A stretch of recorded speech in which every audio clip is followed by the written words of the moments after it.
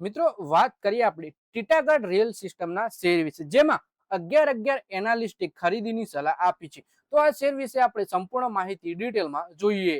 ભારતીય રેલવે અને metro project સાથે સંકળાયેલી અગ્રણી કંપની ટીટાગઢ રેલવે સિસ્ટમના ચોથા ક્વાર્ટરના પરિણામોએ રોકાણકારોને મિશ્ર સંકેતો આપ્યા છે. એક તરફ કંપનીએ આવક અને નફા બંનેમાં નોંધપાત્ર ઘટાડો નોંધાવ્યો છે, તો બીજી તરફ પેસેન્જર રેલ સેગમેન્ટમાં ઉછાળો અને મજબૂત ઓર્ડર બુકે કંપનીની ભવિષ્યની સંભાવનાઓ અંગે આશાવાદ જગાવ્યો છે. આ જ કારણ છે કે નબળા ત્રિમાસિક પરિણામો હોવા છતાં બ્રોકરેજ હાઉસ આ સ્ટોક ઉપર પોઝિટિવ વલણ ધરાવે છે.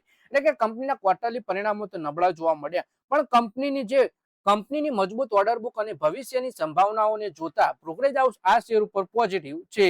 નવોમાં ઇન્સ્ટિટ્યુશનલ ઇક્વિટીઝના તાજેતરના અહેવાલ મુજબ જ્યારે કંપનીની હાલમાં તેના વેગન વ્યવસાયમાં પડકારોનો સામનો કરી રહી છે, ત્યારે Vande Bharat project, metro coach order અને નવા વ્હીલ સેટ વ્યવસાય જેવા મોટા ટ્રિગર્સ આગામી વર્ષોમાં તેના કંપનીના ગ્રોથને નવી ગતિ આપી શકે છે.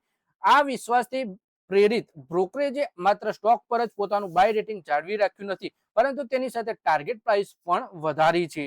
ક્વાર્ટરલી પરિણામ જોઈએ આપણે તો 2025-26ના નાણાકીય વર્ષના ચોથા ક્વાર્ટરમાં કંપનીની આવક વાર્ષિક ધોરણે 14% ઘટી 860 કરોડ રૂપિયા થઈ ગઈ. આ સમઆયોજિત નફામાં એટલે કે કંપનીનો નફો જોઈએ તો 53%નો તીવ્ર ઘટાડો આવ્યો અને 60.8 કરોડ થયો. આ નબળાઈનું મુખ્ય કારણ નૂર અને વેગન સેગમેન્ટમાં અનુભવાયેલી મંદી હતી.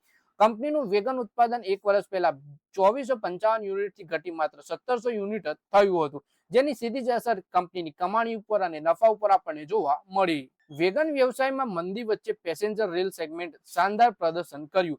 આ વર્ટિકલમાંથી ઉત્પન્ન થતી આવક વાર્ષિક ધોરણે 96% વધીને 170 કરોડ રૂપિયા થઈ. ચોથા ક્વાર્ટર દરમિયાન કંપનીએ 24 પેસેન્જર કોચ ડિલિવર કરી, જ્યારે ગયા વર્ષના સમાન સમયગાળા દરમિયાન ફક્ત 6 કોચ જ ડિલિવર કરવામાં આવી હતી. આ સ્પષ્ટપણે દર્શાવે છે કે કંપનીનું વ્યૂહાત્મક ધ્યાન ઝડપથી વિસ્તરતા પેસેન્જર રેલ અને મેટ્રો સેગમેન્ટ તરફ વધુ કેન્દ્રિત થઈ રહ્યું છે. પછી વાત કરીએ કે ટીટાગઢ રેલ સિસ્ટમ હાલમાં આશરે 14,200 કરોડની મજબૂત ઓર્ડર બુક ધરાવે છે. આમાંથી લગભગ 10,600 કરોડના order passenger coach, metro system અને વંદે ભારત પ્રોજેક્ટ સાથે જોડાયેલા છે. આ દરમિયાન આશરે 3100 કરોડના ઓર્ડર ફ્રેટ વેગન સાથે વ્યવસાયને લગતા છે. આવી નોંધપાત્ર ઓર્ડર પાઇપલાઇન કંપનીને આવનારા ઘણા વર્ષો માટે મજબૂત આવક વિઝિબિલિટી પ્રદાન કરે છે. વંદે ભારત અને વ્હીલસેટ વ્યવસાયનો મુખ્ય ગેમ ચેન્જર સાબિત થશે એવું એક્સપર્ટ જણાવે છે. એટલે કે જોઈએ, Vande Bharat train set project company માટે સૌથી મોટું ટ્રિગર માનવામાં આવે છે. કંપનીના આ પ્રોજેક્ટ માટે ઉત્પાદન શરૂ કરી દીધું છે અને નાણાકીય વર્ષ 2026-27ના ત્રીજા કે ચોથા ક્વાર્ટર સુધીમાં પ્રથમ પ્રોટોટાઇપ પહોંચાડવાની યોજના બનાવી છે. વધુમાં રામકૃષ્ણ ફોર્જિંગ સાથે સ્થાપિત વ્હીલ સેટ સંયુક્ત સાહસ જૂન 2026માં ઉત્પાદન શરૂ કરવાનું આયોજન છે. ભારતીય રેલવેના સ્વદેશીકરણ અભિયાન વચ્ચે કંપનીના આ વ્યવસાયમાંથી પણ લાંબા ગાળાના નોંધપાત્ર લાભ મળવાની અપેક્ષા છે. પછી નવમા બ્રોકરેજ હાઉસ શું જણાવે છે એ જોઈએ તો નવમા ઇન્સ્ટિટ્યુશનલ ઇક્વિટી સ્ટોક પર બાય રેટિંગ જાળવી રાખ્યું છે.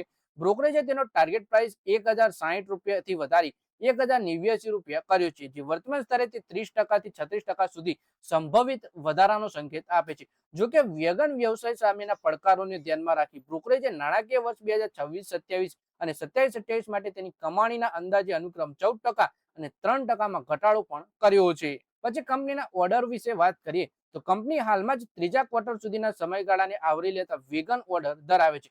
પરિણામે આગામી મહિનાઓમાં ભારતીય રેલવે તરફથી પ્રાપ્ત થયેલા નવા ટેન્ડર અને ઓર્ડર શેરના માર્ગને નક્કી કરવામાં સૌથી મહત્વપૂર્ણ પરિબળો તરીકે ઉભરી આવશે.